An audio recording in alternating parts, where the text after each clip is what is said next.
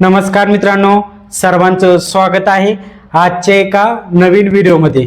मित्रांनो, आजच्या व्हिडिओमध्ये तुम्ही समजा एक घर मालक आहात आणि तुम्हाला घराचं कन्स्ट्रक्शनचं काम स्वतः तुम्ही मटेरियल आणून जे कामगार असतात, सेंटरिंगवाले कामगार असतील, बांधकामवाले कामगार असतील, स्टाईल बसवणारे कामगार असतील, प्लंबिंग, इलेक्ट्रिकल, पेंटिंग जे कामगार आहेत ते कामगार लावून आणि तुम्ही घर मालक आहात तर तुम्ही मटेरियल सर्व आणून तुम्ही अशा प्रकारे जर विचार करत असाल की असं केल्यामुळे आपले 4 पैसे वाचतील, कारण प्रत्येकाचा हेतू असतो आपलं बजेट थोडंफार कमी आहे, कॉन्ट्रॅक्टरला काम न देता जर आपण स्वतः सर्व मटेरियल आणलं तर आपले 4 पैसे वाचतील, त्या बजेटमध्ये आपलं काम होईल, असं बरेचसे लोकांचं विचार असतं, बरेचशा घरमालकांचं विचार असतं। मित्रांनो, असं तुमच्या मनामध्ये पुन्हा प्रश्न येतो की कॉन्ट्रॅक्टरला विथ मटेरियल सर्व काम देऊन टाकू, आपल्याला कोणत्याही गोष्टीचे झंझट घ्यायचे नाही।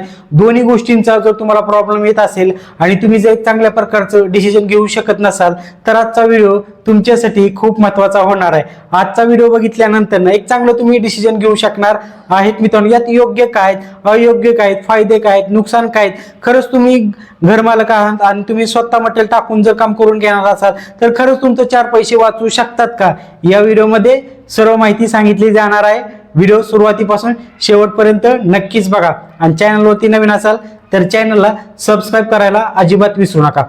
तुम्ही जर घरमालक आहात, पहिले तुम्ही जॉब करत आहे का घरी आहेत, समजा तुम्ही घरी आहेत, जॉब करत नाही, जॉब करत असताल तर तुम्हाला जास्त वेळच नसणार आहे, सकाळपासून ते संध्याकाळपर्यंत तुमचा जॉब, तुमच्या कामावरती तुमचा वेळ जाणार आहे। समजा तुम्ही रिटायर वगैरे झालेला आहेत आणि तुमच्यापाशी वेळ आहे दिवसभर मटेरियल टाकण्यासाठी, मटेरियल बघण्यासाठी, मटेरियल खरेदी करण्यासाठी, पण मित्रांनो या गोष्टी सुद्धा तुम्हाला लक्षात घेणं गरजेचं आहे की तुम्हाला वेळ असून उपयोग नाही, तुम्हाला त्या कामाचा अनुभव आहे का, या गोष्टी महत्त्वाच्या राहतात। तुम्ही या अगोदर कन्स्ट्रक्शनचं कोणतं काम केलंय का, घरामध्ये केलंय का, कोणचं तुमच्या जवळच्या नातेवाईकाचं तुम्ही टोटल कन्स्ट्रक्शन होईपर्यंत सर्व काम बघितलंय, त्यात थोडाफार अनुभव घेतलाय, ह्या गोष्टी मॅटर करतात। तुम्हाला जर कन्स्ट्रक्शनचं काम करायचं असेल, तुमच्याकडे वेळ असून उपयोग नाही, तुम्हाला त्या कामाचा कन्स्ट्रक्शनचा अनुभव असणं गरजेचं आहे। समजा तुम्ही सेंटरिंगवाल्याला काम दिलं, सेंटरिंगवाल्यानं काम चालू केलं, सेंटरिंगवाल्यानं काम चालू केल्यानंतर स्लॅबसाठी किती स्टील वापरणार आहे किंवा स्लॅबमध्ये समजा एखादा लोखंडी बार कमी वापरला, समजा 18 mm चं स्टील असेल काही ठिकाणी आणि तिथे समजा एखाद्याने 12 mm चं वापरलं असेल तर तुम्हाला या गोष्टी समजणार आहेत का, तुम्हाला काहीच अनुभव नसला तर काही सुद्धा समजणार नाही। समजा तुम्ही मटेरियल खरेदी करायला गेला, तुम्हाला मटेरियलचं कोणतंही ज्ञान नाही तर तुम्ही बघितलं मटेरियलचं बजेट काढलं तर 80,000 रुपये, समजा 80,000 रुपये बजेट झालं आणि खरंच ती कॉन्ट्रॅक्टर मटेरियल खरेदी करण्यासाठी गेला तर कॉन्ट्रॅक्टरचं 60-70 रुपये होतं, कारण कॉन्ट्रॅक्टरला सर्व रेट माहिती असतात, सर्व गोष्टी माहिती असतात।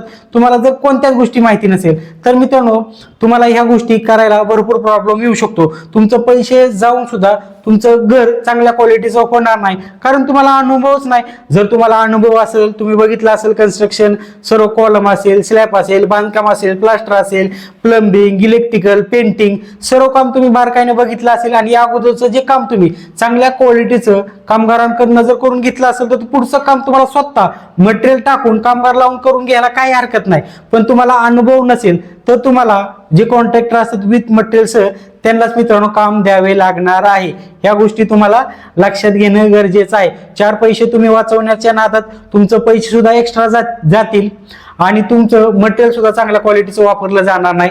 जर तुम्हाला मटेरियलचा, कारण कन्स्ट्रक्शन मध्ये भरपूर मटेरियल लागतं, समजा साईटवरती एखादं वाळूची गाडी आली, वाळूची गाडी आल्यानंतर वाळू तेवढीच ऑलरेडी समजा तुम्ही 4 बराची मागवलेली आहे तेवढीच आली का, मार्केटमध्ये भरपूर फसवणूक चालू असते। तुम्ही 4 बराची गाडी मागवली तर तुम्हाला 3-3.5 बराचीच येणार आहे। वीट समजा तुम्ही 10,000 मागवली तर तुम्हाला 9,000 9,500च्या आसपास 400-500-1,000चा गोळ मित्रांनो होत असतो। त्यामुळे प्रत्येक गोष्टीचं बारकाईनं नॉलेज लागतं कन्स्ट्रक्शन मध्ये, तरच तुम्ही स्वतः सर्व गोष्टी कामगार लावून करून घेऊ शकता। समजा तुम्ही एखादा कामगार लावला, कामगार किती डेली काम करणार आहे, प्लास्टर किती करणार आहे, बांधकाम किती करणार आहे, ह्या गोष्टीची काय आयडिया नसली तर तुमचं यातमध्ये बरंचसं नुकसान होऊ शकतं, बरोबर का मित्रांनो। त्यामुळे जर तुम्ही घरमालक असाल, तुम्हाला स्वतः काम करून घ्यायचं असेल, स्वतः मटेरियल टाकून कामगाराकडनं, तर तुमच्याकडे वेळ आणि अनुभव ह्या गोष्टी तुमच्याकडे असणं गरजेचं आहे, तरच तुम्ही करू शकता। तर त्यावेळेस तुमचं पैसे थोडंफार वाचू शकतात।